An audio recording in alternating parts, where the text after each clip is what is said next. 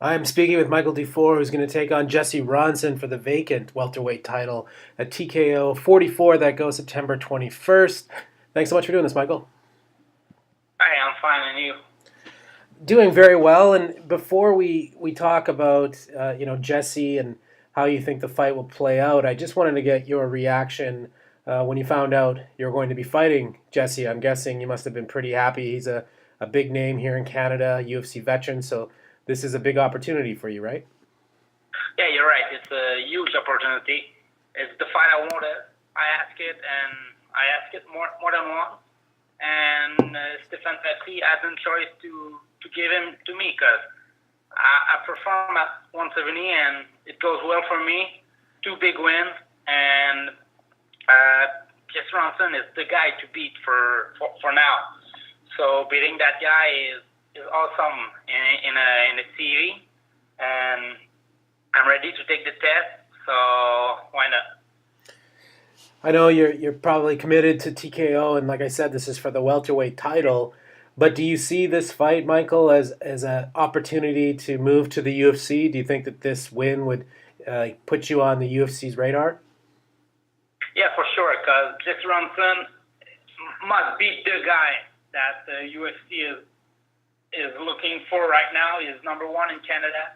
So I just have to beat the guy, and UFC is gonna for sure look at the fight, and if I'm able to impress the UFC, man, why not?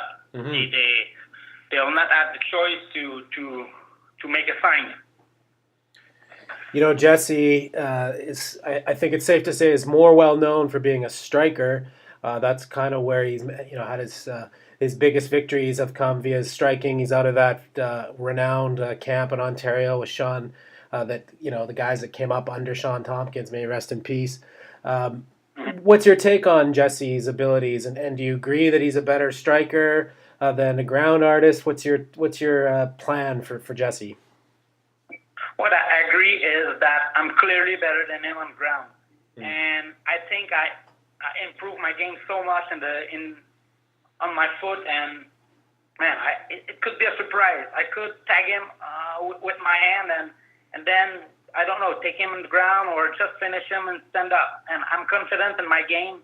I have a good ground game since many years, so I worked a lot on my hand, on my confidence and stand up, and I'm confident. I'm the most beautiful version of myself from forever, man.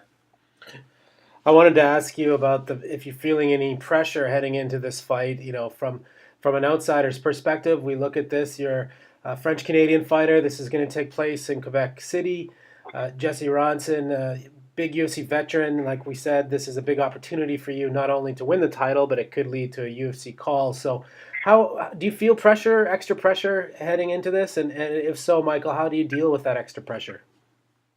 I didn't feel extra pressure because I started my career with zero victory and two losses. Mm. So since that moment, I want to beat every guy I have in front of me. I cannot lose. I cannot plan to lose, man. I only win, and it's all what's in my mind now is win, win, win, win, win. So no extra pressure. I think my third fight was my first victory. That was extra pressure because was like I couldn't go 0-3. So man, I'm confident in me in every aspect on of the game, and man, I'm gonna show everyone who's Michael Dufort on September 21st. You mentioned those losses, and for people who may not know, your losses, your only two losses, were the first two fights of your professional career. You've won six straight since then.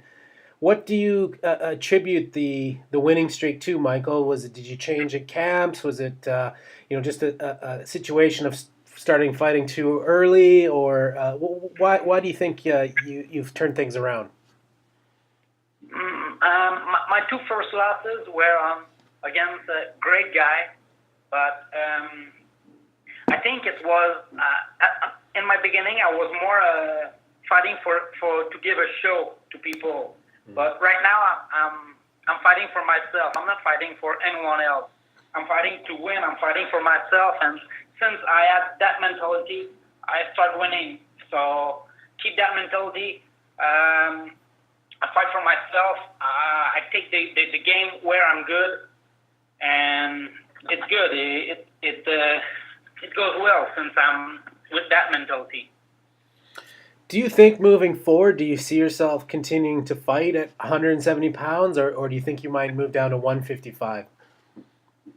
For sure, I'll move at 155. I'm not a big 170, and that's something. It's funny because I'm fighting the 155 champion, so I think it's gonna show to everybody who's the best 155 in Canada. So that's 175 fight, but it's two real 155 guy, two of the best. I wanted, for people who may not be familiar with you, and we have American listeners, talk a little bit about how you got into mixed martial arts. You're a young guy, only 24, and you made your debut, I think, back in 2012. Talk a little bit about that. How did you get into mixed martial arts, and is this something that you always wanted to do? No, man, it just happened because at 14 years old, I started training at my old gym, Fight Club Saint Jean at the time. It was good. I performed good. I was better than most of the people, so I started doing it by passion and start performing in competition. It goes well. My amateur record was good, and I told myself, why not, man? Why not go pro? Why not do it for living? I can do it. I'm talented enough, so I'm just showing it to everybody. I'd like to get your thoughts on the status of mixed martial arts in Quebec. You know, having covered this sport for a long time, I remember the early days of TKO. Quebec was always a hotbed for mixed martial arts. And then there was kind of a period of time there, TKO wasn't around. Things kind of dipped down, it seemed, not only in Quebec, but in Canada, just national interest. But I think it feels again like things are kind of peaking again for the interest. So what's it like in Quebec? You know, you got Georges St-Pierre fighting again. TKO is back. So what's the sport like? What's the status of the sport like in Quebec? I think it's going better. Like, people are showing more and more. The more even they do, the more people come. Like, I think their last record was in Saint-Vidéotron. There's 2 events ago, and now they're returning there because they sell so much tickets there. There's so much people in Quebec that like to see mixed martial art even, and even myself, I'm selling more tickets every fight. So I think the interest is real. Yeah. So where do you live right now, and where are you training? I just moved in Montreal because before that I was doing like maybe 4 hours of traveling per day was too much. But now I move in Montreal and I train at H2O MMA with guys like Olivier Aubin-Mercier, that's one of the best in the world. And I train at TriStar too because TriStar is the place to be, the place to perform. So much talent, and I train at those 2 places. Best place and best mix.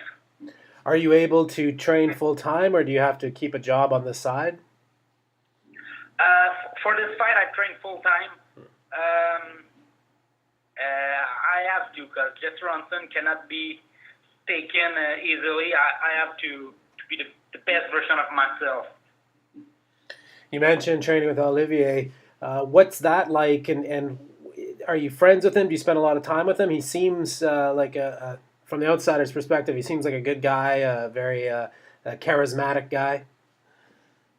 Yeah, we train a lot together because, like I said, he's one of the best in the world, and he's lefty, like Jesse Ronson. So I'm like, oh, what can Jesse Ronson show me that Oli cannot?